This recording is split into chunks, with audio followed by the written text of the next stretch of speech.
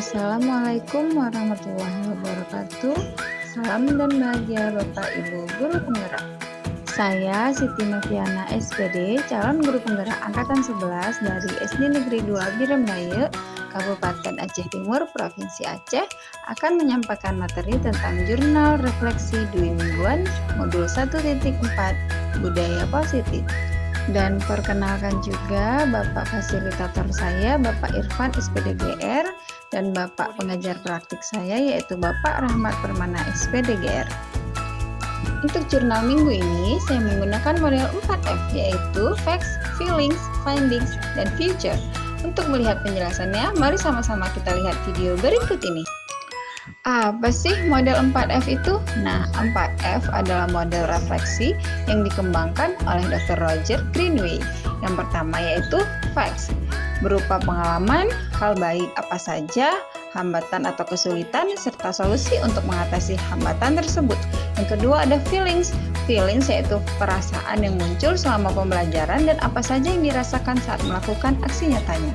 Nah, yang ketiga ada Findings. Findings merupakan pelajaran atau hal baru yang didapatkan selama proses pembelajaran berlangsung. Dan yang terakhir, yang keempat adalah Future, penerapan refleksi atau tindakan apa yang akan dilakukan setelah belajar dari suatu kesalahan atau peristiwa. Oke, mari kita gali yang pertama yaitu ada facts atau peristiwa. Nah, hal baru dari diri saya yaitu yang pertama, dalam mempelajari modul 1.4 yang berjudul Budaya Positif yang ada di sekolah, saya menyadari bahwa saya memiliki peran yang signifikan dalam membantu tumbuh dan berkembang sebagai individu yang baik. Selain itu, saya juga menyadari memiliki potensi untuk mempengaruhi dan menjadi agen perubahan dalam menciptakan budaya positif di sekolah, bahwa tindakan dan sikap dapat mempengaruhi lingkungan sekitar saya yang memiliki kekuatan untuk menjadikan sekolah sebagai tempat yang lebih inklusif, kolaboratif, dan juga peduli. Yang kedua, nilai-nilai yang penting dalam budaya positif seperti kejujuran, empati, tanggung jawab, dan kerjasama. Dapat melihat bagaimana nilai-nilai ini dapat diterapkan dalam kehidupan sehari-hari, baik di sekolah maupun di luar sekolah, untuk menciptakan hubungan yang lebih baik dengan orang lain dan memberikan kontribusi positif pada lingkungan sekitar kita. Hal baik yang saya alami dalam modul 1.4 ini mendapatkan banyak sekali pelajaran di antaranya. Yang pertama, nilai-nilai kebajikan universal, berdisiplin positif. Yang kedua, teori motivasi, hukuman, restitusi, dan penghargaan keyakinan kelas. Yang ketiga, kebutuhan dasar manusia. Yang keempat, 5 posisi kontrol. Yang kelima, segitiga restitusi. Nah, adapun hambatan yang saya alami yaitu dalam teori modul 1.4 ini yang berjudul budaya positif sudah dijalankan juga di sekolah, tapi hampir tidak sepenuhnya jadi hambatan dalam penerapan budaya positif. Namun memerlukan konsistensi dan keberlanjutan dalam berperilaku, kebijakan, dan tindakan di seluruh sekolah.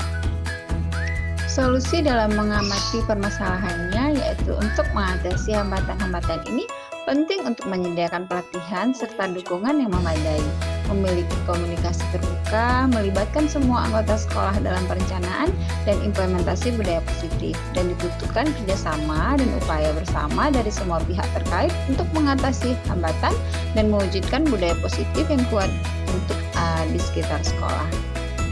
Nah, untuk yang kedua ada feelings atau perasaan. Adapun yang saya rasakan dalam pembelajaran modul 1.4 ini yaitu selama pembelajaran berlangsung saya merasa sangat senang dan antusias untuk mendapatkan pemahaman dan pengalaman baru. Banyak melakukan refleksi diri tentang nilai-nilai yang dianut dan bagaimana dapat berkontribusi dalam membangun budaya positif yang ada di sekolah. Dan saya merasa lebih sadar akan peran saya dalam menciptakan lingkungan yang mendukung dan memotivasi.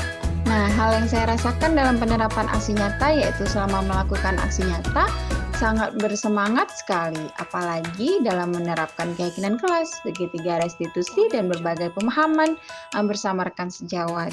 Dalam pelaksanaannya, saya mendapatkan respon positif dari peserta didik dan rekan sejawat, sehingga merasa memiliki peran yang penting dalam menciptakan lingkungan belajar yang menyenangkan, inklusif, dan mendukung bagi semua orang. Nah, untuk yang ketiga ini yaitu ada findings atau pembelajaran.